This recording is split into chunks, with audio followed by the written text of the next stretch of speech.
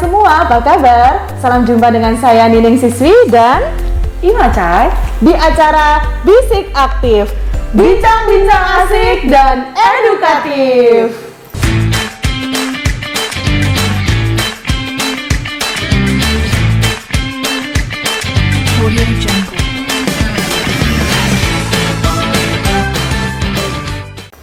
Pada kesempatan kali ini kita akan membahas sesuatu yang menarik mengenai persalinan, suatu proses yang normal dialami oleh setiap wanita ketika sudah hamil selama 9 bulan. Umumnya ibu-ibu akan merasa bahagia dan senang menyambut hari persalinannya. Namun ada juga ya Mbak Ima ya yang merasa takut atau bahkan gelisah. Oleh karena itu, yuk kita bahas sama-sama. Nah, Sobat Sehat, seringkali kita jumpai ketika seorang ibu yang akan bersalin memeriksakan diri ke fasilitas kesehatan.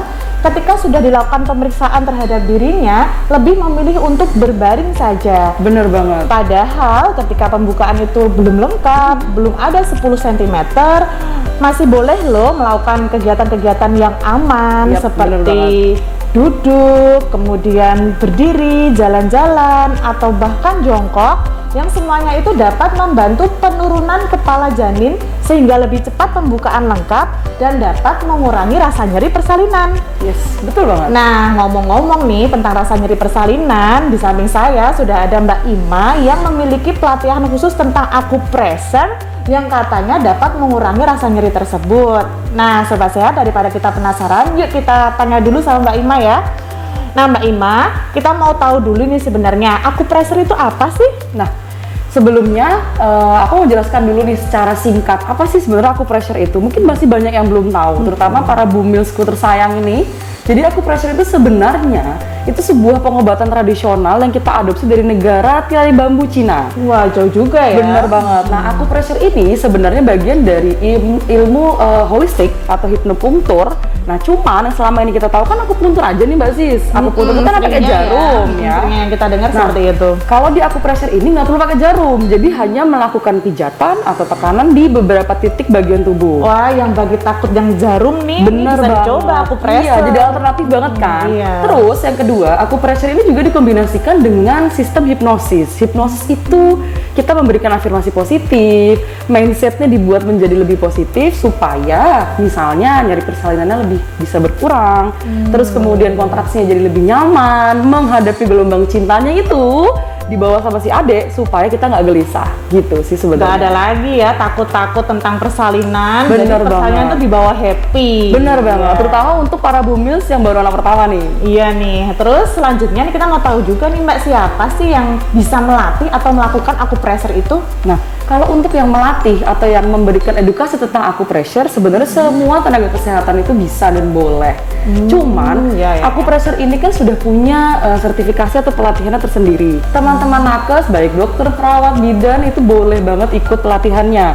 Kenapa kok harus pelatihan sih? Soalnya, tadi balik ke pengertianku yang pertama, ada yang namanya teknik hipnosis, teknik memberikan afirmasi positif, dan itu butuh latihan, karena kan kita memasuki alam bawah sadar pasien-pasien kita nanti.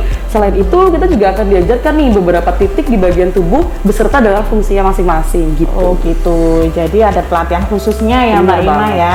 Nah, kita juga mau tahu nih Mbak, untuk di kebidanan sendiri, akupressure itu fungsinya atau manfaatnya apa saja sih Mbak? Kalau untuk di kebidanan yang sekarang lagi mau kita bahas, ada 3 fungsi nih. Yang pertama bisa untuk mengurangi nyeri persalinan dan kecemasan. Nah itu tadi ya yang kita sebut pertama tadi ya, mengurangi rasa nyeri persalinan. Lanjut Mbak Ima, apa lagi? Kemudian yang kedua bisa juga untuk induksi alami gitu. Terus yang terakhir juga bisa untuk para bumil trimester 1, yaitu untuk mengurangi mual muntah pada kehamilan. Oh ternyata nggak cuma mengurangi rasa nyeri ya Mbak Bener Ima, banget, tapi juga banyak bisa, fungsinya.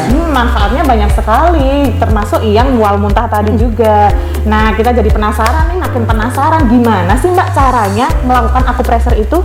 Oke, yang pertama untuk para bumilku tersayang, kita bahas dulu nih dari trimester 1. Untuk mengurangi mual muntah itu ada 3 titik.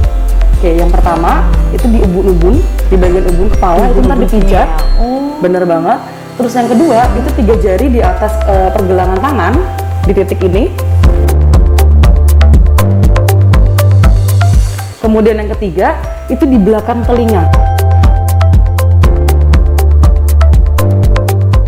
Nah, untuk para perempuan tuh kan ada bagian anting ya, Mbak. Jadi ada lengkungan di belakang telinga kita yang agak cekung. Nah, itu dipijat. Baik kanan maupun kiri. Oh iya. Oke, jadi ada 3 titik untuk mual muntah. Kemudian yang kedua itu untuk mengurangi nyeri persalinan. Nah, mengurangi nyeri persalinan ini saya kombinasikan titiknya juga bisa untuk mengurangi kecemasan supaya tidak gelisah menjelang pembukaan lengkap. Oh, jadi nggak cuma mengurangi nyeri tapi juga bisa meminimalisir cemas tadi itu ya. Minimal jadi lebih tenang. Relax, kita ada 4 titik ya. Sama 3 jari di atas pergelangan tangan.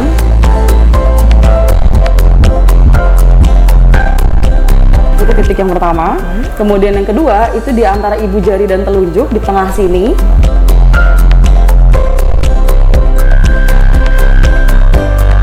Oke. Kemudian yang ketiga itu di antara kuku kelingking. Ini bukan kukunya yang ditekan tapi bagian sampingnya yang dipijat. Di sini ya ternyata. Yes, bener banget. Itu boleh bagian kanan maupun bagian kiri bergantian, sama aja. Nah, yang terakhir itu di bawah di bagian kaki, 3 jari di atas mata kaki bagian dalam. Mata kaki bagian dalam sini berarti. Iya, yang bagian dalam kakinya. Oke, itu untuk yang induksi. Itu untuk yang nyeri persalinan. Kemudian untuk yang induksi nih yang terakhir, yang paling penting. Kalau induksi ini titiknya tuh mayoritas ada di bagian kaki, Mbak. Jadi yang pertama itu masih sama juga, 3 jari di atas mata kaki bagian dalam. Kemudian tadi kan kalau yang nyeri persalinan itu kan di samping kuku tangan ya. Nah, kalau yang induksi itu sebaliknya di bagian kuku kelingking kaki. Samping-samping yang kanan kiri itu sambil dipijat di bagian samping kukunya. Kemudian yang nomor 3 itu untuk induksi bisa juga di antara pergelangan tangan, 3 jari di atas pergelangan tangan ini.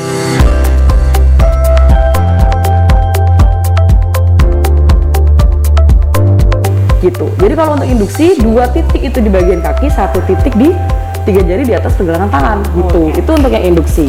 Gitu. Menarik sekali ya, tapi mungkin teman-teman ini tadi nggak bisa melihat langsung nih Mbak titik-titik yang kita sebutkan tadi. Nah, ini ada nggak sih Mbak link video untuk mengetahui nih teman-teman yang ada di rumah untuk mengetahui titik-titik yang disebutkan Mbak Ima tadi? Ada nih.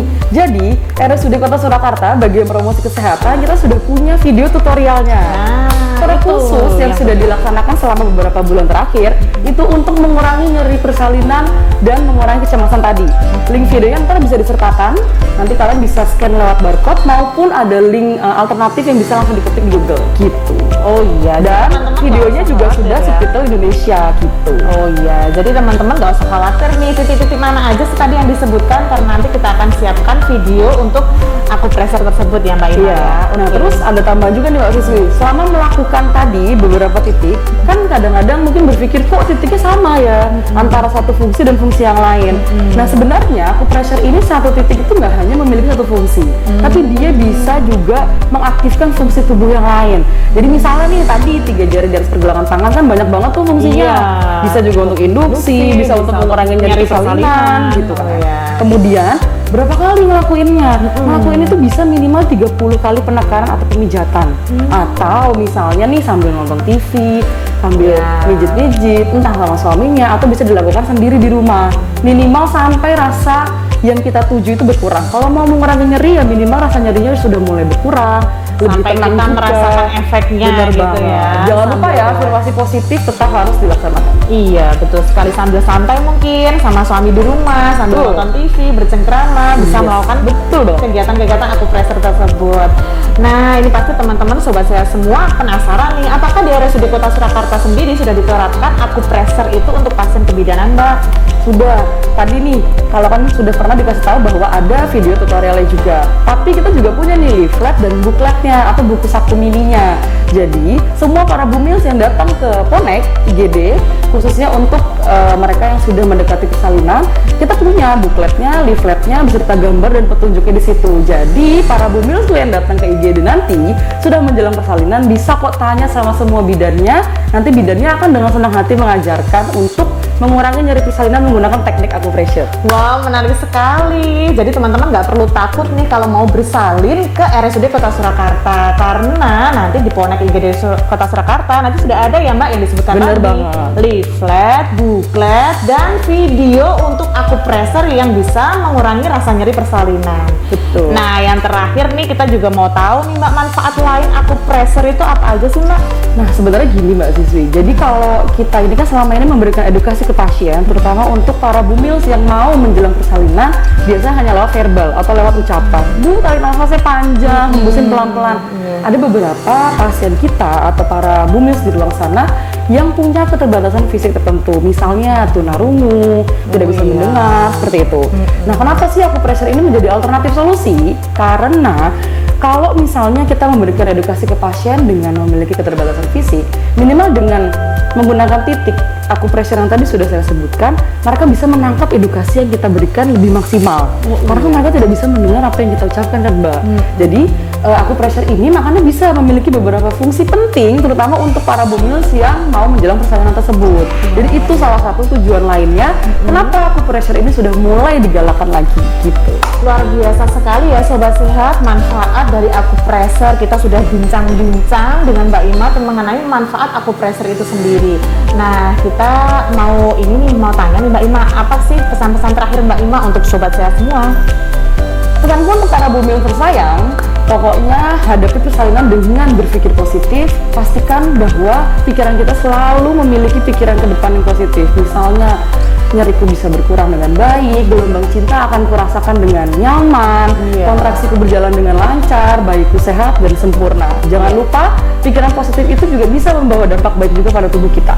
Setuju Tetap sekali semangat. Mbak Ima. Iya, setuju sekali ya. Nah, Sobat Sehat, gimana tadi bincang-bincang asik kita dengan Mbak Ima mengenai acupressure, tentang acupressure sendiri terhadap kebidanan, baik itu pada masa trimester 1 mual dan muntah, kemudian pada saat trimester 3 sudah mendekati persalinan bisa untuk induksi, bahkan ketika saat persalinan bisa mengurangi rasa nyeri persalinan. Bener banget. Nah, semoga apa yang kita bincangkan pagi ini memberikan manfaat bagi Sobat Sehat semua. Sehat-sehat selalu. Salam RSUD Kota Surakarta.